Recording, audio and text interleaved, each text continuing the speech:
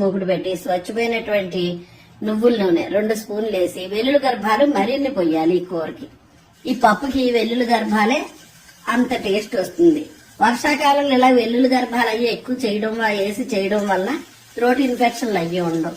ఎండుమిరపకాయ, జీలకర్ర, ఆవాలు, కరివేపాకు వీటితో మాట్లాడుతూ వేసేసాను.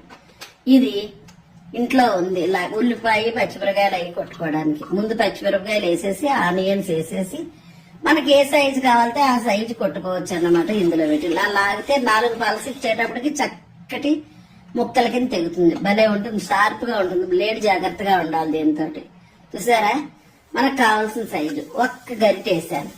ఇంకొన్నవి కూడా మనం బాక్స్ లో పెట్టుకుంటే సాయంకాలం వాడుకోవచ్చు, రేపు ప్రొద్దున కూడా వాడుకోవచ్చు అన్నమాట. నేను ఇప్పుడు వేరే కూర వండటానికి పక్కన పెట్టాను. మజ్జిగసారిలోకి ఇంగు వేసాను. ఇంగు వేసి ఇలా పెసరపప్పు 1 గంట ముందు నానబెట్టుకుంటే సగం పప్పు నానబెడితే ఇలా ఫుల్ అవుతుంది బౌల్కి. అది నీళ్లు వంచేసి పెసరపప్పు వేసేయాలి. పెసరపప్పు వేసేసి మీడియం ఫ్లేమ్ లో పెట్టి చేయండి అమ్మ. పెసరపప్పు బాగా పచ్చివాసన పోయేదాకా వేయించేసి తర్వాత తోటకూర మొత్తం వేసేయండి.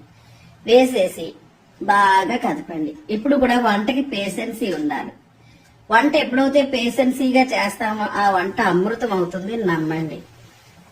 హడావుడిగా చేసేసిన వంట మాడిపోతుంది, వంట టేస్ట్ ఉండదు. రుచి సరిపడగా ఉప్పు వేసాను, పసుపు వేసాను, 2 స్పూన్లు ధనియాల పొడి. ఇంతే దీనికి కావాల్సి. ఇంతకు మించి ఏమీ లేవు. ఎర్రకారం వేయక్కర్లేదు. ఎర్రకారం లేనటువంటి పప్పు అన్నమాట. అద్భుతంగా ఉంటుంది. ట్రై చేయండి ప్రతి ఒక్కరు.